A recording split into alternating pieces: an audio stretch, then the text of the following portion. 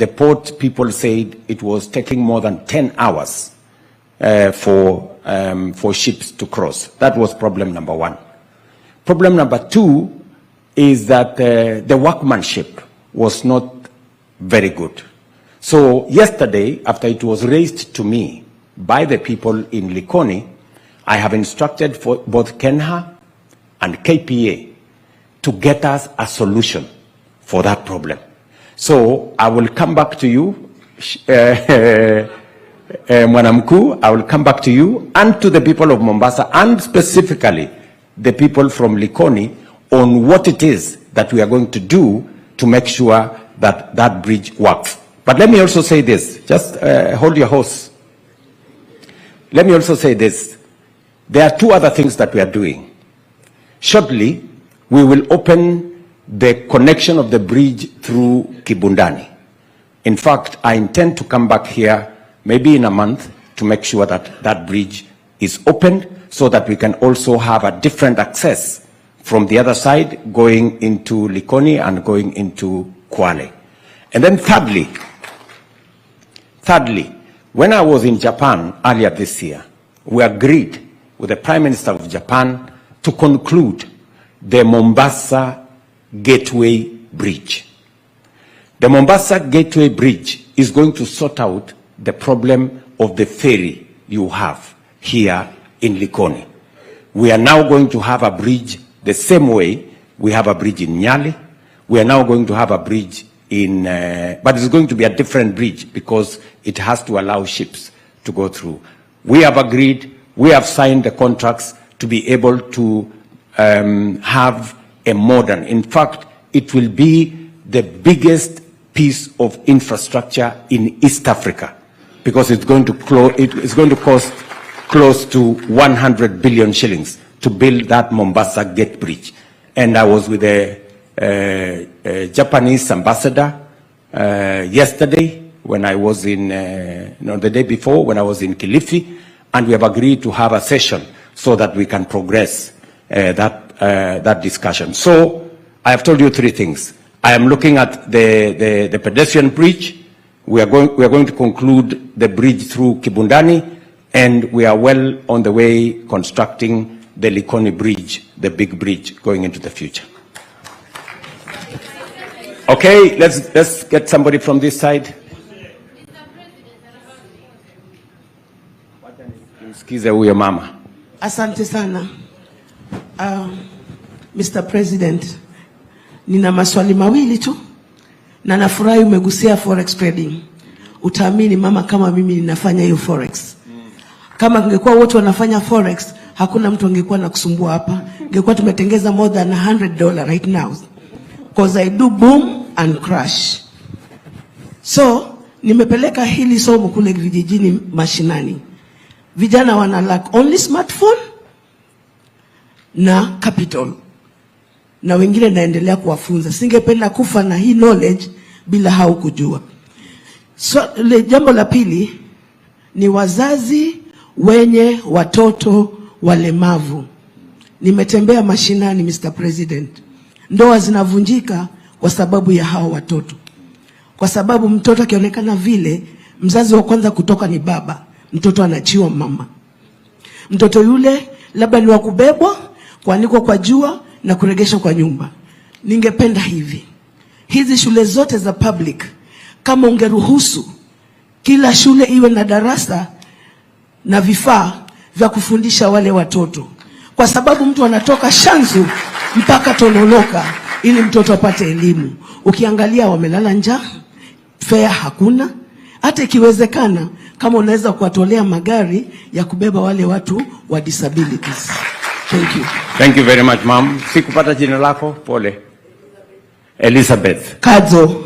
Elizabeth Kadzo. We were with you in Shanzuwood. Yeah. Huyu Elizabeth ametaja mambo mawili ya muhimu. Jambo la kwanza, amesema yeye ni mfanyabiashara katika forex trading.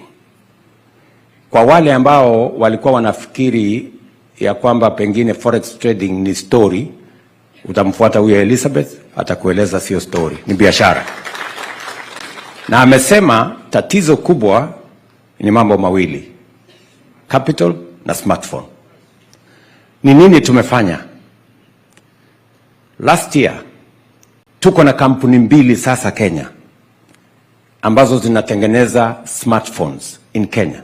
Ile smartphone ilikuwa inauzwa 12,000, 15,000, sasa inapatikana kwa $40, which is like 5,000 shillings. Bado tunaisukuma chini. Katika finance bill ambayo ilianguka juzi, tulikuwa tumeondoa ushuru kwa smartphone ndio watu wengi waweze kufikia kununua smartphone, kwa sababu ndio inaweza kuwasaidia kwa biashara. I am going to pursue, ama nitafuatilia kuhakikisha kwamba we continuously reduce the cost of smartphones, ama kupunguza gharama ya smartphone, ndio vijana wengi, kina mama wengi, watu wengi waweze kufikia kununua, waweze kufanya biashara katika hali mbalimbali. Lakini nataka nikueleze pia Elizabeth ya kwamba pia tumebadilisha sheria. Sasa hawa vijana ambao hawana smartphone, hawa wabunge, sasa kutakuwa na ICT hub kila ward. Na hiyo ICT hub itakuwa na free internet, itakuwa na free computer, itakuwa na mahali wanaweza kufanya hiyo biashara, including ya forest trading, vile hule jamaa nimekuambia Juma wa kule Kinango anafanya. So we are going to expand more opportunities for them to do that.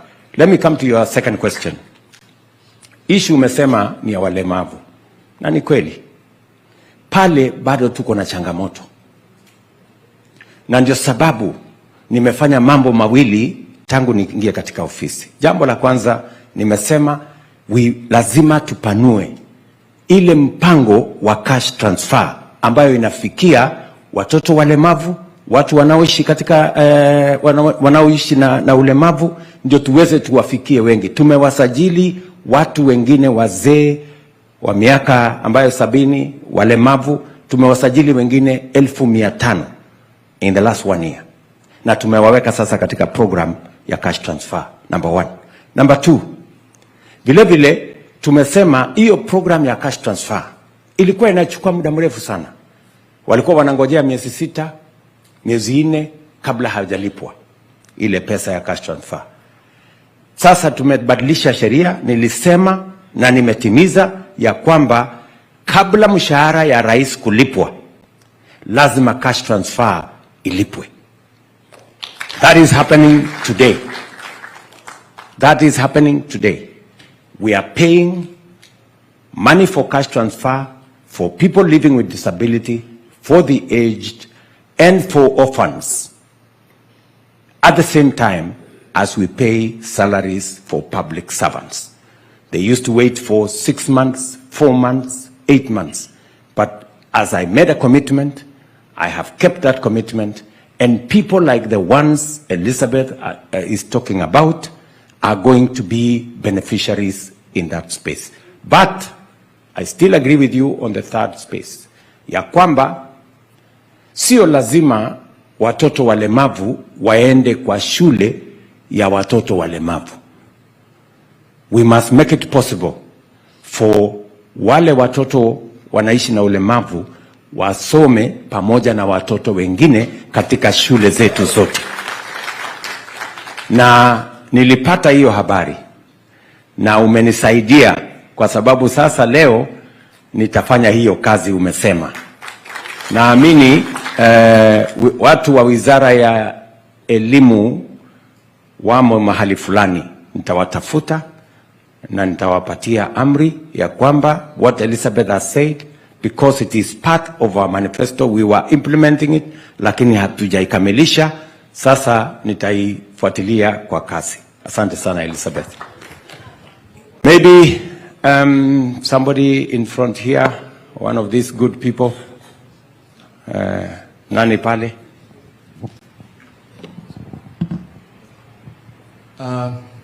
Thank you, Excellency. My name is Alawi Abzain. I come from the old town of Mombasa. Alawi Abzain. I've spent a better part of my life promoting heritage and culture. And in my travel around the world, I've seen that the old town, or the oldest part of cities, generate a lot of income. But unfortunately, when I look at the old town of Mombasa, which is actually the umbilical cord of Kenya, everything in Kenya started in the old town of Mombasa. If we take a trip here and go and look at the old town of Zanzibar, the stone town of Zanzibar, it makes millions, millions and millions.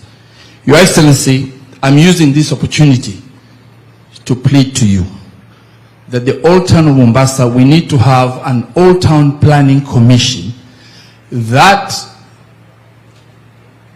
will plan the old town and make it like the old city, let's say of Rome or Zanzibar, such that the government can be able to make like 5 billion just from the old town. Right now, it is the way it is. That is one. Two, I've seen for many years the previous administrations, they've been writing off loans for sugarcane, coffee, tea. We come from the coast. Huyu mvuvi akiharibikiwa, mbona hatusikii serikali yetu ikisema chukua hii pole? Kwani sisi pia tunalipa tax? Kwa hivyo hili mimi linanihuzunisha sana. Kwa shauri, just like other Kenyans wakiharibikiwa, the other time tulikuwa tunaona 500 inapatiwa watu wa miraa. Sisi shamba letu ni Indian Ocean. Asante sana. Asante sana mzee Alawi. Nakubaliana na wewe ya kwamba we can monetize our heritage. Nakubaliana na wewe kabisa ya kwamba heritage yetu kama ni pale Old Town and all the other heritage is something that we can monetize, and I'm sure my good friend Hersi, who is in the tourism sector, agrees that apart from our beaches, apart from our wildlife, there is more around culture, around food, around, you know, what makes Kenya what it is, that we can package to be able to get more tourists into Kenya. And I couldn't agree with you more, and I would want to maybe, as I conclude the forming of government, I will want to see what is it that we can discuss. How can we come up with a plan around Old Town? How do we incorporate other products? And maybe, Hersi, you will help me there to say something, because you are an expert in that space. But let me, before I ask you to say something there, let me say about blue economy. Alawi, let me tell you very clearly. I am very clear in my mind how important blue economy is to Kenya. Not just to the people of the coast, but to Kenya. Today, we are unlocking about 20 billion shillings from the blue economy. The potential is 5-6 times more. My intention is that in the next 3 years, we should be making between 80 billion and 120 billion shillings from our blue economy resources. And that is why I have done 3 things on the blue economy. Number one, when I came into office, I changed the program that was there in the blue economy. There was a program funded by the World Bank that was focused on putting up buildings, holding seminars, holding workshops. I changed that program and I told our partners, I will not implement this program if it is not going to target what is important for the people of Kenya. Our development partners, and I must thank the World Bank, they agreed with me, and we changed that program. It is the program, Alawi, that brought me here on Friday. On Friday, I was at the showground here. At the showground, we gave out 1.7 billion shillings. Yeah, to 612 groups so that they can change their livelihoods. On Friday, I committed that we are going to buy 25 deep sea fishing boats. Because the boats we have at the moment, the ones we bought for our fishermen, about 120, cannot go very far. You can only go there for an hour or 2 or 3. Now, we're going to buy another 25 deep sea fishing boats that can take a day or 2 into the deep sea to be able to get us the fish that we want for our country. And number 3, for the first time in the history of Kenya, we have licensed an industrial fishing vessel flying the Kenyan flag for the first time that will do industrial fishing, one that can go for 1 month into the deep sea and get us tuna, and get us all the other fish. And by the way, that ship is going to be making about 4 billion shillings into Kenya every year, processing the fish here in Kenya, exporting the fish from here in Kenya. And my intention is to have 10 of those industrial fishing boats, minimum, by 2027. In fact, it is a conversation that I have already had with my friend Jomo, and I have told him, this is the minimum I expect of you, God willing, when you are cleared by Parliament. Yeah? So, that is what we are doing around the fishing space. We are putting the highest resources ever put in fishing and in the blue economy that any administration has put in that economy. So we are building 11 fish landing boats in Lake Victoria. We are building 5 fish landing ports here in sites here in the coast. We are putting one in Moepe, down in Kwale. We are putting one here in Mombasa. We are putting another one in Kilifi. We are putting one more in Lamu, and we are putting one in Kipini in Tana River.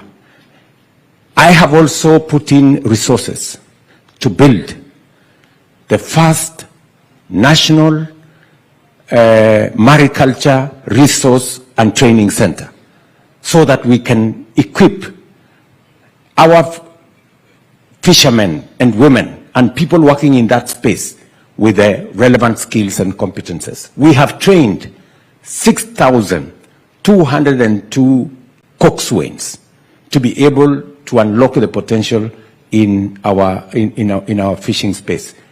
I was in Kwale yesterday. We are building a 2.6 billion fishing port in Shimoni. So you agree with me, Alawi, that we are investing in the blue economy and we are not shortchanging the people of this region or shortchanging our blue economy ecosystem. Let me ask this good brother, maybe just to help me, my good friend Hersi. You want to say something about that space my good friend Alawi was saying?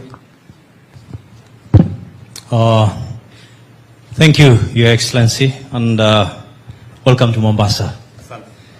You know, it's said that government world over, they're not very good in telling their story. And when they attempt to tell their story, people also don't believe them. So we are honored that you've invited us to address us and to answer, in fact, no censored questions, which to me is a great thing. And you just described the democracy we enjoy in this country, which we don't take for granted. So thank you very much, Your Excellency. You know, I sleep, I dream tourism. And you've very passionate about creating jobs and employment for our young men and women. Tourism is the easiest vehicle available to you and to your government in creating employment for our people. Kenyans are overall warm and friendly people. The other day I said, while other countries struggle with attitude issues, Kenyans, you don't have to teach them how to smile. It's natural. Kenyans and Swahili language is the only language that puts a foreigner and a guest on the same pedestal, and we call them wageni. We treat them well. We are looking at 2.5 million arrivals this year. And we struggled for a long time, Your Excellency, to hit even 2 million. Where I sit, and with my colleagues here, there is no reason why we cannot hit 3.5 million. We don't hit 4.5 million. And by the time we're hitting 2027, there's no reason why we should not even hit 5 million. No doubt. But Your Excellency, for us to do that, there are a few things that we need to do. And we call it the low-hanging fruits. No sweat. Very easy things. Number one is accessibility to our country. You know, international tourism, for them to get here, Kenya is considered a long-haul destination. Anything above 5 hours is a long haul. Morocco, Algeria, Egypt are considered short haul, which is 4-5 hours. Kenya and South Africa are sub-Saharan, so we hit 8 hours and above. Now, coming to air connectivity is a big challenge. But I must also commend our national carrier. I'm one of the critics of our national carrier. But let me also tell you, Your Excellency, the day we don't have a national carrier is the day we will be spending transit time in Dubai for 11 hours. Ethiopia will be holding us for 14 hours to connect to another country. But as long as they know we have an airline, they'll never mistreat us. And one thing also we don't know is that our national carrier, despite all its challenges, is the biggest source of passengers into Kenya. 60% of the people coming to Kenya actually come aboard KQ. In a single day, they have between 110 and 130 flights daily. All the rest put together don't even hit 45%. Now that takes me, before I come to the open skies, Your Excellency, please address the issues bedeviling our national carrier. We've been bailing them out year in, year out. But there are some fundamentals that need to be sorted out. As a national carrier, they are not given priority at our airports, both JKA and Moi International. When you go to Ethiopia, Ethiopian Airlines is given red carpet. BA is given red carpet at Heathrow, but KQ does not get that. Coming to open skies, and specifically for Mombasa, and we've been fighting for a long time, Your Excellency. 2007, 2008, we were getting 42 charters a week, but the charter business is dying. We now need to replace them with scheduled flights. The likes of Turkish, the like of Qatar were flying into Mombasa, but after COVID, they were denied the license. And we are told we are trying to protect our national carrier. If Kenya Airways was flying to Istanbul, we will not be asking for flights to Istanbul, Your Excellency. When you take an airline like Turkish Airlines, it's going to connect Mombasa to 18 cities in Germany alone. You take an airline like Qatar, it's going to take us to over 125 cities globally. That is direct to Mombasa. And we appreciate that you approved Fly Dubai to come into Mombasa. And that is one key thing that we need to do. Next is tourism investors. Your Excellency, good news is we have a lot of people who are willing to come and invest in Kenya today. Beach hotels. But guess what? Getting land is a nightmare. Getting land is a nightmare. When you go to Diani today, and you go from Indian Ocean Beach Club all the way to Galu, you will find a lot of parcels of land that are still empty, 10 acres, 20 acres, 30 acres. Your Excellency, most of these guys were allotted this land at independence. They were allotted this land, second president when he came into power. Zanzibar next door will not allow you to sit on a piece of land for more than 3 years. You either develop it or you surrender it back to government and somebody takes it.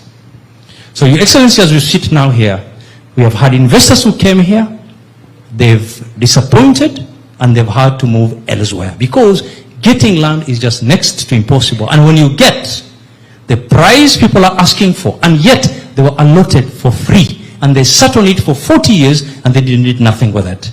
So Your Excellency, that is something we really need to address. We've already brought it to the attention of Her Excellency the Governor, Kwale, and she's committed to address this. As we address that challenge, Your Excellency, another big challenge we're facing, because it's going to impact negatively on our efforts to create employment. Prime beach plots are being subdivided into quarter acres, into half acres. When you put 20 homes, the most you can do is employ a guard and a housemaid. That's it. When you take a 10-acre plot and you put up 150 rooms, you're looking at 300 young men and women who have been employed. And the taxes that go to government is big time as well. So those are issues that we'd like you to address. And then finally is the visa and ETA that you gave us. ETA, our plea is this: select countries. Can you give them ETA on arrival? Thank you, Your Excellency. Thank you very much, Hersi.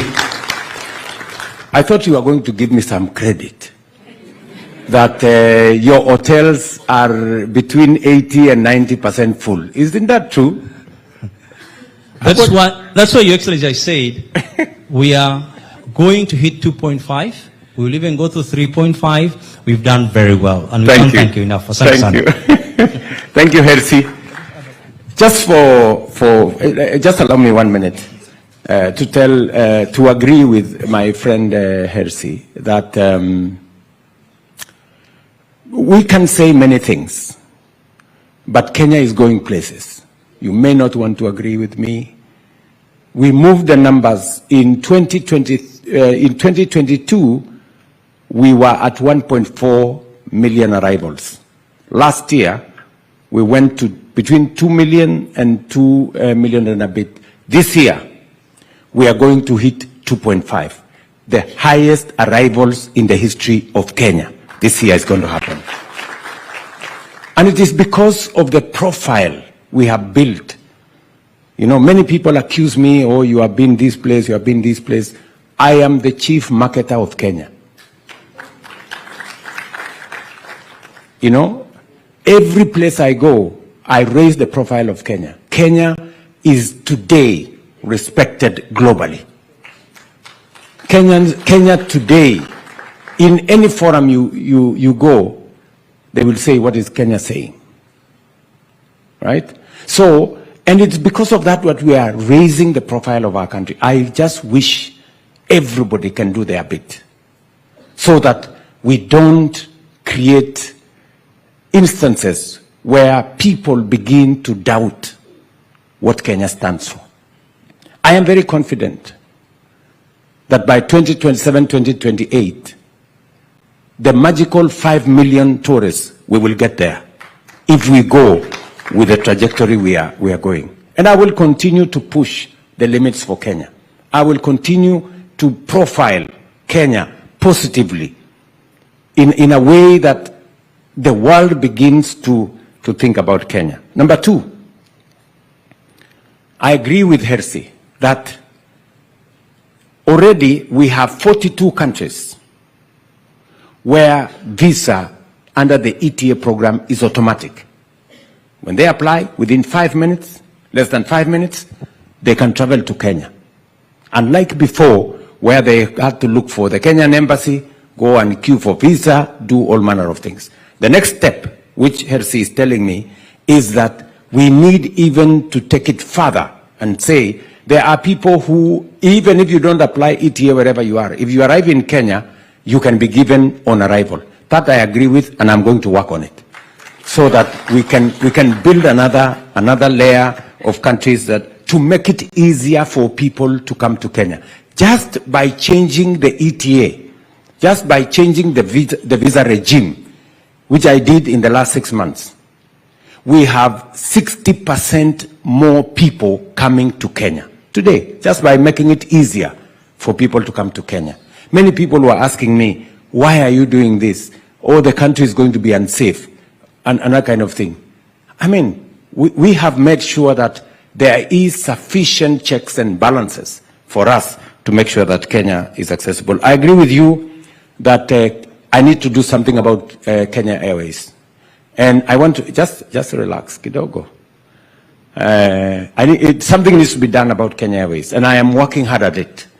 For your information, this year, it is the first year Kenya Airways made a profit. First year. And I still want to work on it. Bado iko na kisirani kidogo, but I'm working on it so that we make sure that we straighten it and it can serve our country better. We still have a long way to go, and I'm still applying my mind to it. I agree with you that we need to approve a few more airlines. It's a delicate balance, people. It's a delicate balance between allowing more people to fly here, because anybody we allow to fly here, they must also give us an opportunity to fly to their destination so that it becomes even. So we are discussing with other airlines. We just approved another 4 flights by the UAE airline, what is the AJAABU? Yeah, the guard is here. We've just approved AJAABU to fly 4 times a week. So we're looking at other opportunities for us to be able to get more flights. I've heard you about Turkish Airlines. We will look at it. My PS Dagar is there. Please. Turkish and Qatar. So we will look at it. But you know, there is something called in law quid pro quo. You scratch my back? Yes. Yeah. So we don't want just to do it. And let me say, just give me a minute. Let me say this. It's true. Land is a problem in Kenya. It is the reason why real estate is very expensive in Kenya. And it is the reason why I decided that to be able to build affordable housing, we are going to use public land. That is why we have managed to reduce the prices significantly, because the land cost was contributing 40% of the cost of every house. But now when we take out the land cost, we substantially reduce and make it affordable for more Kenyans to be homeowners. We will need to think about what we are going to do so that we can make investment, especially on tourism infrastructure, much more affordable. By the way, I am doing something on some of our conference facilities in Bomas, here in Mombasa. We're trying to get investors to be able to support us in that space. And I'm also doing something, one moment, I'm also doing something about the airport. Let's be honest, Kenyans. Let's be honest. Yani, the airport we have in Nairobi is made of canvas. Inajengwa na hema. In the middle of tarmac. That is the arrivals. I mean, this is a temporary structure we put up almost, I don't know, 7 years ago. We don't. Ethiopia have a brand new airport. Rwanda have a brand new airport. And it is the reason why we need to work with investors to give us a new airport in Nairobi. I have seen many people saying, William Ruto wants to sell the airport. Am I a madman? You know, how do you sell a strategic national asset? You have to be insane. You know? So we must have the right investment for the airport. The airport is a strategic government asset, national asset. What we want to do in the airport is to work under the PPP program. And people must understand, PPP has the potential, public-private partnership has the potential to bring in private sector money, blend it with public sector investment to be able to create an outcome that brings win-win. Let me tell the people of Kenya, for example, let me give you an example. We are all celebrating the Nairobi Expressway. It nowadays takes 5 minutes, 10 minutes from the airport to Serena. True? Yes. Do you know that that Nairobi Expressway was not built with the government money? It was built by the private sector under the private-public partnership arrangement. You know? And that is the model that we are going to use to extend the superhighway from Nairobi to Nakuru, to Eldoret, to Malaba. That is what we are going to use to do many of our roads. That's what we want to do with our airport. We want to work with the private sector for them to do 3 things that are critical for our airport: to build a new terminal, to build a new runway, and to make sure that we refurbish what we have and remove the canvas. Ile hema iko hapo ambayo sasa ni arrivals. You know, it's a very shameful thing. The airport we built in 1970, I saw the plaque there, Jomo, Kenyatta. That so many, almost 50 years ago.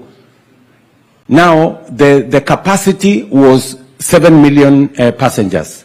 Last year, we had almost 9 million passengers. We are actually 10 years behind schedule in modernizing our airport. Other countries are ahead of us.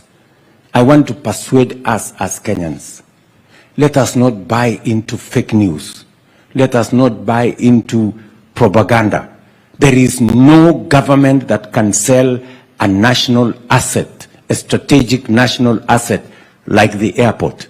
We are going to work in an open and transparent manner to make sure that we develop the airport using legal instruments that can be audited by Parliament and by other agencies to make sure that they bring value to the people of Kenya. So the same thing that Hersi is saying, to develop the infrastructure here. We do not have sufficient conferencing facilities. The KICC we have in Nairobi was built through Arambe, imagine, by KANU, those days. And then it was taken over by government. It is now 50 years old. We need a modern conferencing facility if Kenya is truly going to be a hub for tourism. We need one in Nairobi, we need one in Mombasa, and that's why we are working with the Mombasa, former Mombasa resort here to see how we can get investors to be able to develop new conferencing facilities. Okay. There is a lady there in uniform, some very nice uniform. Thank you, Mr. President.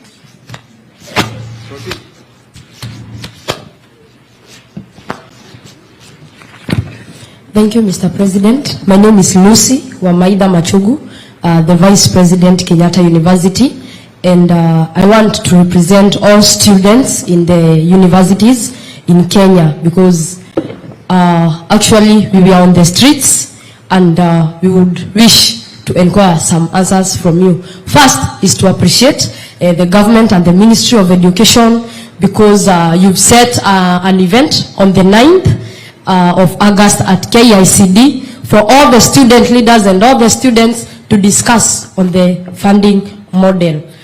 So some of the questions I would wish to inquire answers from you, Mr. President. Number 1, why did you come up with the funding model? How does the funding model work? Do you feel like the implementation of the funding is okay? What is the criteria used to group people to different categories? That is about the funding model. Number 2, the accommodation prices in the universities. That is the hostel prices. they are very expensive for us to afford.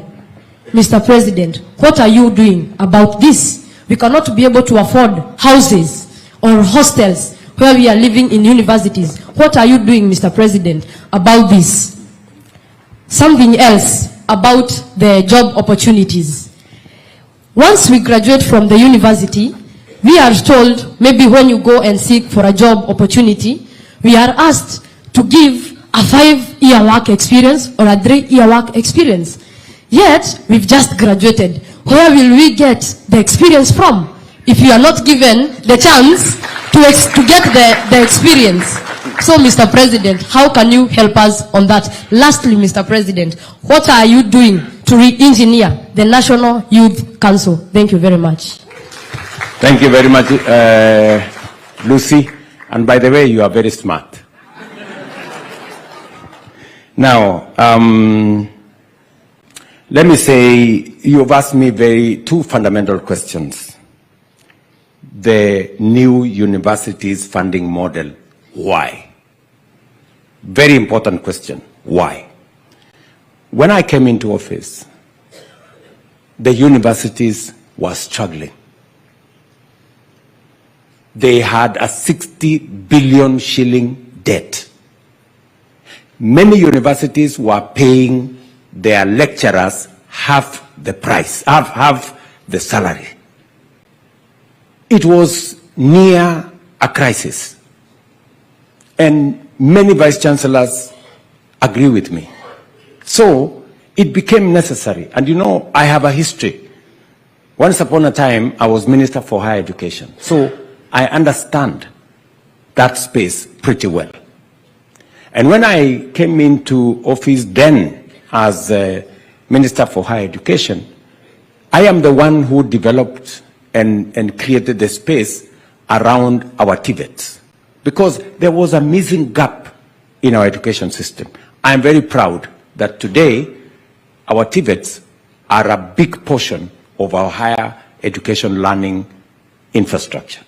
Let me go back to the funding model. The funding model, by the way, affects both our university students and also affects our TVET students. So what did I do? I did 3 things. Number 1, we made a commitment as government that we are going to give every student 80% scholarship and loan. But because we could not afford, especially because the number of students, when we made that commitment, it was like 15 years ago.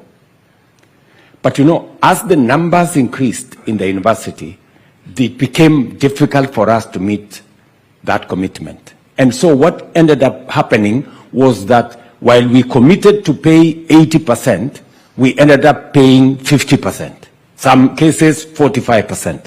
So what happened? There was a huge funding gap in our universities, a huge funding gap in our universities, and our universities were struggling. They couldn't pay for services, they couldn't pay lecturers, they couldn't run their programs, and we ended up with affecting the quality of education in our universities. You couldn't attend as many labs as was required. You couldn't attend as many practicals as you required. We ended up compromising on our education. So what did I do? I said, we need to be honest with ourselves. And we said, there are parents like William Ruto who can afford. Why would William Ruto be given 80%? Why would the child of William Ruto be given 80% scholarship? The same as a child of Mama Mboga. What happens is that both our children end up suffering. So we changed the model. We said, since there is a means testing instrument that has been used for 20 years to assess every student on the basis of the information they supply, and it has worked in Kenya for 20 years. Let us use that means testing instrument that is available at the Higher Education Loans Board to assess every student. And we changed the model so that children from vulnerable families, children from parents who are less endowed. We move them from getting 80% to getting 95%. And children from parents like myself, we move them from getting 80%, we move them to 60%. Because we can afford, right? So we had 5 categories. We changed it into 5 categories. And you know what, Lucy? Because of the change in that model, we also said that scholarship is going to be available on application. Because, you know, the old model, every student, without even applying, they were given scholarship. But there are parents who do not need it. And for your information, 20% of students last year did not apply for scholarship. They went and their parents paid because they didn't need it. What has happened? Of that 20% of the students, we now have more money to pay for children from vulnerable families. That is how the model has changed. So we now have 5 categories. We have those that get 95%, we have those that get 90%, we have those that get 70%, we have those that get 60%, and we have categorized and we are using what we are calling an instrument called means testing instrument that tests the ability of parents. We will continue to perfect, we'll continue to perfect that instrument. There will always be maybe a problem here and there, but we will make sure that we keep that program so that we increase the level of funding in our universities. What has happened? Because of this new funding model, we have had to increase money that we are putting in the education of our university students from about 45 billion. This year, we put 82 billion shillings. We are putting more money because we have to be realistic.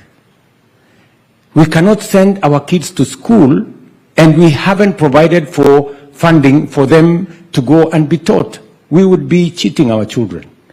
If we tell them go to school and we cannot pay the lecturers in school, we cannot pay for their classes, we cannot run the programs. So that is why I have decided I am spending more money in education. It's much more expensive for me, but it is better to have students who graduate when they have gone through proper school, with proper learning, with their parents, with their teachers paid and their lecturers paid, and we have increased the budget for education in that manner. Number 2, I know there is a problem, and the problem is a problem of communication. Because many parents received an admission and they saw there the course costs 300,000. Then the parents said, okay, where am I going to find these 300,000? I have since instructed the ministry that although the cost is 300,000, there must be clarity that this course is 300,000, yes, but a parent can get up to 95% scholarship and loan of that amount. So I think now there is going to be greater communication so that parents can understand that whatever it is that is appearing on those admission letters is not the money demanded from them. It is just the cost of the course. But that course will be met largely by scholarship, partly by loan, and very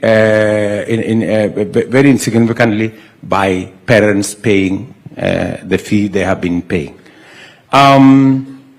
I have told you why.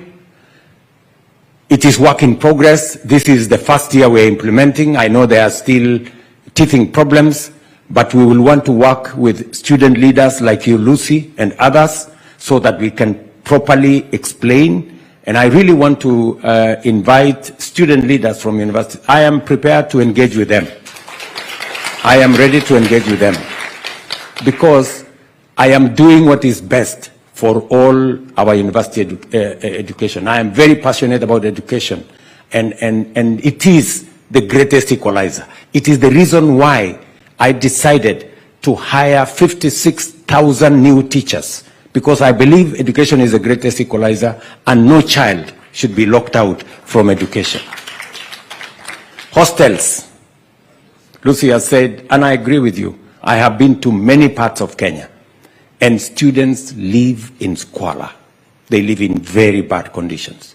They live sometimes in slums, and they live in very dangerous places. And that is why I have made the decision that